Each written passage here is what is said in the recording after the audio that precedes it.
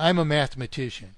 I was in high school one day, and this preposterous pseudoscience asserted that circulatory inflation, which I could see couldn't even exist, caused price inflation, which I could see was caused instead by interest. And I just basically blurted it out to my teacher because I'm not a stupid mathematician, And I mean, I'm sorry that it's second grade math. And we should all be standing up for this right now, slamming our fists down. I'm sorry, Congress, Supreme Court, the executive branch of the government, that they haven't adopted this, tells you we have nothing but utter corruption, and the only way to restore representation to ourselves is this mandate for mathematically perfected economy and absolute consensual representation. So we give them a deadline even, which is December 21st, 2012, but the issue is getting online and getting this mandate so you can sign it, and you're going to tell your government that you're going to have solution. The proof of solution is in the mandate. It requires that all future laws comply to a whole set of requisites for formally proposing law. It has to prove that its objects serve the common good. It has to prove that its means accomplish those objects. It has to prove, any proposition has to prove that those objects are accomplished even most efficiently or economically, as we might say, and on and on and on. These are these loopholes are things that the founders probably presumed were standards that we would never just abandon, need to be written obligations of government, because otherwise what we have is we've licensed this obfuscation to these 12 private corporations which have already bankrupted the whole world once, 15 years into their existence, and can only do this again, and are doing it again, and we are at the brink of that second failure. We're in the midst of it now, artificially sustained for a few years, you see, and we have to stand up and say no more. And if we fail to do so, having a solution, I mean, who wants to, I was actually supposed to be, participate in, a monetary reform roundtable just a couple of weeks ago on another radio program. The program hoped to have 6, 7, 8 other, quote, leading, unquote, monetary reformists on this panel, which would debate monetary reform. They first proposed it to me. I immediately agreed to participate in this, and guess what? Everyone else withdrew. I have another radio broadcaster who's trying to get a certain plagiarist of my work to debate me, and they have refused to do so, and I've offered their reason, which he's given me. They do not want to be embarrassed. Who can disprove that there's an alternate solution? Who can prove that there's an alternate solution to inflation and deflation? Who can prove that there's it's amazing, all these people who are advocating spending money into circulation, don't even give you the reasons. No one can even articulate how this obfuscation of the currency comprises an implicit obligation to maintain a vital circulation, which precipitates in turn in a perpetual escalation of borrowing merely to maintain a vital circulation, which in turn engenders terminal failure. None of them can argue against any of these things, but yet whatever they're suggesting is a result of my work, which proves that interest is unjustified and terminal, you see. And why is my work the work that all of them, Stevens Arlinga, Alan Hodgson Brown, Bill Stills, they never even mention? Because each and every one of them have been stealing from me for years and making a lot of money, proposing that there are alternate solutions, and now they won't even come to the table and defend those things, you see.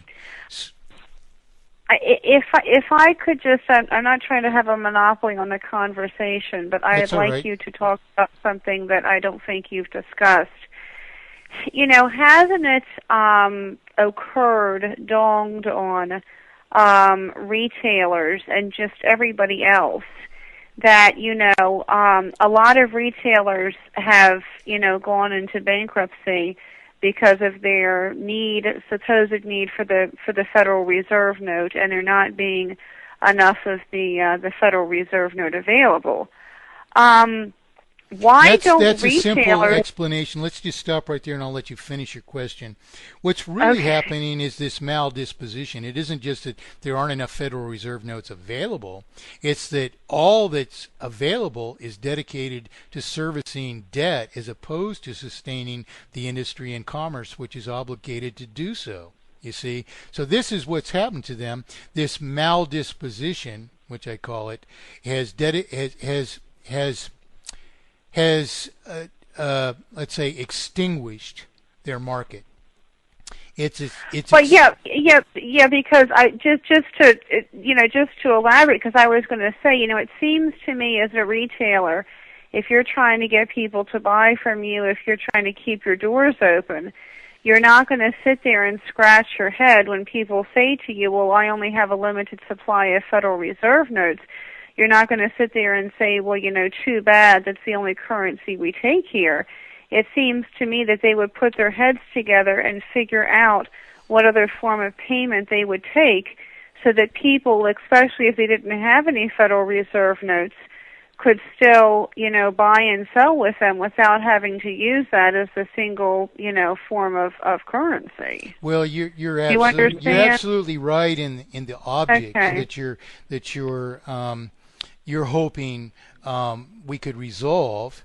But the problem is, no matter how you model that out, again, that currency would be defeated by the Federal Reserve's notes, further multiplication of artificial indebtedness. That currency would be absorbed by the Federal Reserve note and defeated. Now, this is why you have to change the system entirely. And after all we're doing in establishing mathematically perfected economy is we're eliminating exploitation from the equation. So really your question amounts to this. It amounts to, should the currency be subject to exploitation? And you agree that it shouldn't. You see that. That's why you've asked the question. But the thing is, unless we take the reins of government back, we cannot convert this circulation that exists into a mathematically perfected currency, which imposes no injury upon anyone, which is our necessary object, because, as I've explained, the interest, which is attached to our current indebtedness, multiplies indebtedness all the further. Furthermore, even if we just eliminated that, we would still be in this tremendously disadvantaged situation if we didn't repair the consequences of usury by refinancing all of our debts, counting all prior payments of interest toward principal. You see, this is what's necessary to repair the system to a sustainable initial state, which we can, of course, sustain ever afterwards, because we can, not only because of mathematically perfected economy, but because to really reestablish all of the industry, which has been destroyed by this obfuscation of the currency, we have to have mathematically perfected economy so we can afford to go back into business again. So that, just for instance, you've got a $100,000 home which you're paying, I know the numbers are off the mark anymore. That was a high number when I first started using this example several decades ago, about 1970. But the fact of the matter is, if you're paying $1,000 a month toward that house, mathematically perfected economy by now would count the debt completely paid. You would be paying zero for it, you would be the outright owner. But let's just say at the worst case scenario of a brand new $100,000 debt, you would be paying, instead of $1,000 a month, you would be paying $1,000 a year.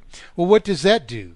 That relieves your income of $11,000 a year of free spending money that you didn't have before. Immediately, without even restoring our industry, here are the markets of your local vendors immediately restored again.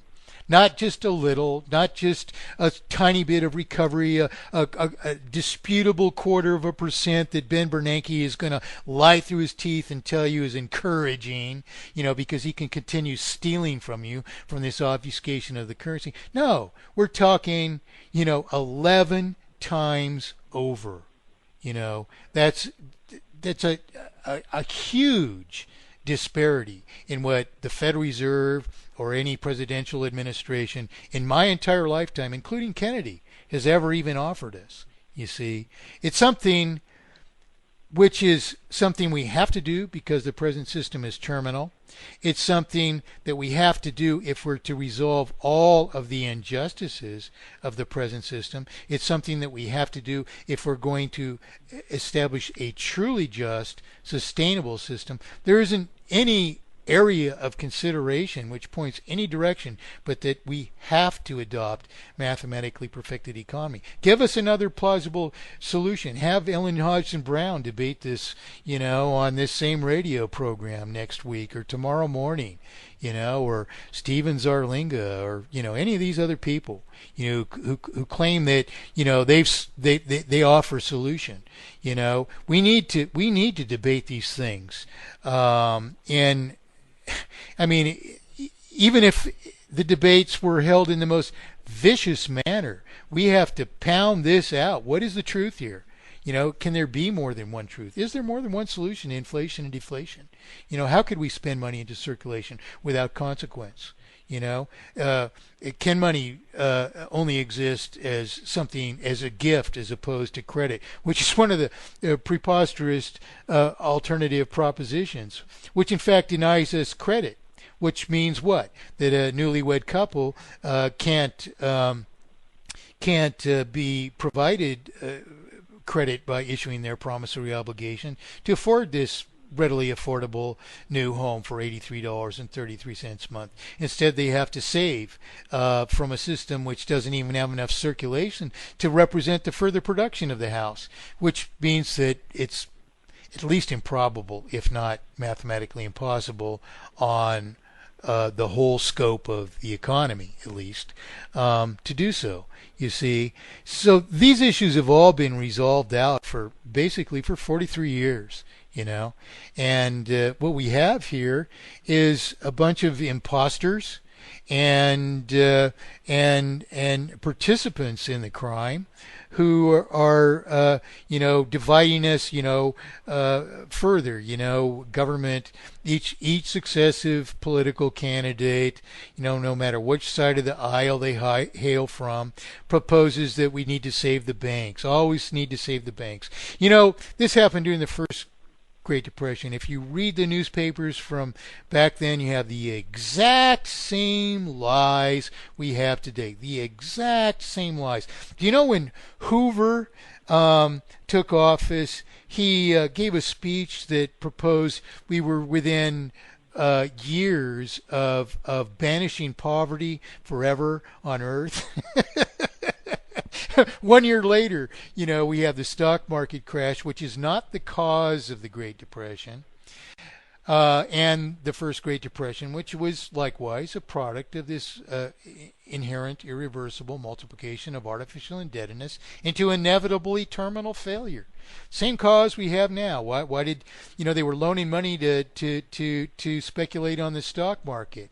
Eventually, they had loaned so much out that the Federal Reserve decided not to borrow allow people to borrow any further. You could borrow $100 to buy $1,000 worth of stock, sell it for $1,100 2 weeks later on a 15-day promissory note, collect $100 of profit, and since you had $100 into the venture, you doubled your money. Nobody put any money in the banks, and so what happened is everybody had money jeopardized on the stock market, and when they decided to call the game, over, everybody had a weekend to think about, well, I'm going to have to sell my stocks to recoup the $1,000, $900 debt I incurred over $1,000 of stocks, for which $100 is in circulation, which is not in my possession and nor in anyone else's possession. It's in the banking system's possession. And so, of course, the stock market crashed immediately. But it didn't cause the Great Depression.